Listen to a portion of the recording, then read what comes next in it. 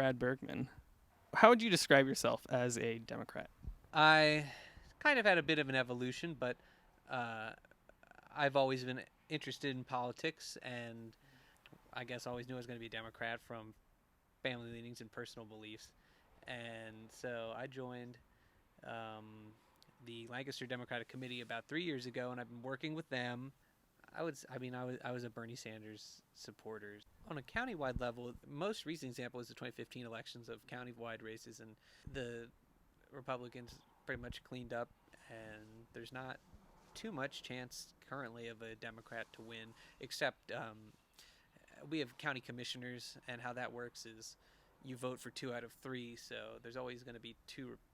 Well, currently there's always going to be 2 Republican county commissioners and 1 Democrat on your local level, where you can get active or involved in borough races, school board, um, mayoral races, and such. Not the most exciting, but they're probably the most that have the most impact on people. That they just don't care. The turnout usually is around 20% uh, on some good days. So that's pretty much For what's turn, happening. on a good day, the turnout's 20%. You said. Yeah, generally it's like about 10% for the primary is what they say, and 20% about for the general election usually. Sometimes, I mean, it can be higher if it really interests people, but it's still not usually better than 30% in with Millersville.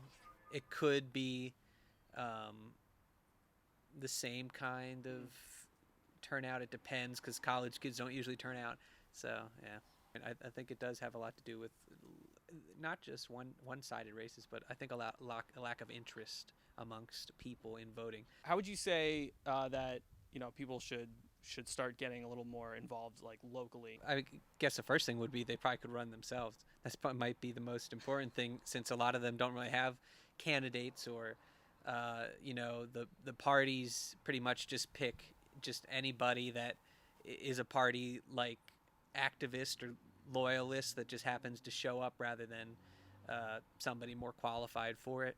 And so if they think they're qualified, they should run. I think that's an important thing. But they could also just I guess look online or in the newspaper about candidates running. What I did was I joined a local party committee, and they could do that as well. Obviously, it's discouraging if the candidate lost, but it doesn't. I mean, it doesn't mean it's the end of the world. I think a lot of people nowadays think that, but obviously, if you have something you believe in, uh, I mean, you should continue with that. I think it's definitely an important thing to offer people a choice, even if it is a choice they ignore.